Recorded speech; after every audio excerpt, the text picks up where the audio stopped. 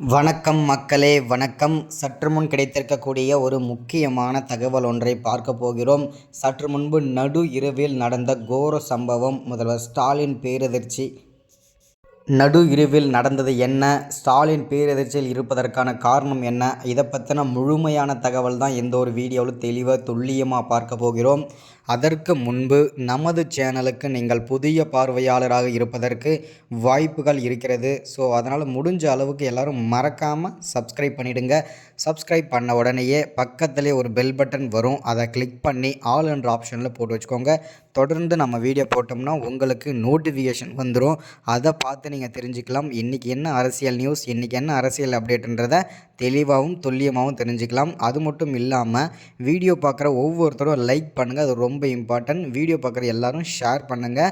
வாங்க வீடியோக்குள்ளே போகலாம். ஓகே, சற்று முன் கிடைத்திருக்கக்கூடிய ஒரு முக்கியமான பரபரப்பான அதிர்ச்சிகரமான திமுகவை பொறுத்த வரைக்கும் ஒரு சோகமான தகவல்னு கூட சொல்லலாம். ஏன் அப்படின்னு பார்த்தீங்கன்னாக்கா, நடு இரவில் திமுக பார்த்திங்கன்னா பரிதாப நிலையில் உள்ள திமுக. ஏன் அப்படின்னு பார்த்தீங்கன்னாக்கா, இப்போ கடந்த ஒரு 2-3 மாதங்களாகவே பார்த்தீங்கன்னாக்கா திமுகவோட அமைச்சர்கள் எல்லாருக்குமே தெரிஞ்ச விஷயம்னா ஒரு பல்வேறு சர்ச்சைகள் சிக்கிட்டு வந்துட்டுருக்காங்க. அந்த வரிசையில் பார்த்திங்கன்னா ஃபஸ்ட்டில் பார்த்திங்கன்னா செந்தில் பாலாஜி பிள்ளையார் சொல்லி போட்டு வச்சு ஆரம்பித்தார். அடுத்ததாக பார்த்திங்கன்னா அந்த அடுத்தடுத்த ஜெகத் ரட்சகன் சொத்து குவிப்பில் வருமானத்திற்கு அதிகமான சொத்து குவிப்பில் சிக்கினார். அதுக்கப்புறம் ஏவா வேலு. ஸோ அடுத்ததாக பார்த்திங்கன்னா முன்னாள் அமைச்சரான பொன்முடி. இந்த மாதிரி பார்த்திங்கன்னா திமுகவில் இருக்கிற முக்கிய பொறுப்பில் இருக்கும் முக்கிய புள்ளிகள் இவங்க எல்லாருமே பார்த்திங்கன்னா சர்ச்சையில் சிக்கவும், நடு இரவில் நடந்த கோர சம்பவம் என்னன்னு பார்த்திங்கன்னா, திமுகவின் ஆட்சி கலைப்பதற்கான நடு இரவில் திமுக ஆட்சி கலைக்கிறதுக்கான ஒரு கூட்டம் கூட்டியிருக்காங்க நடு இரவில். அதுவுமே ஸோ ஏன் அப்படின்னு பார்த்தீங்கன்னா, இப்போது கிட்டத்தட்ட இன்னும் ஒரு 2 வருஷத்தில் பார்த்திங்கன்னா தேர்தல் வரப்போகுது.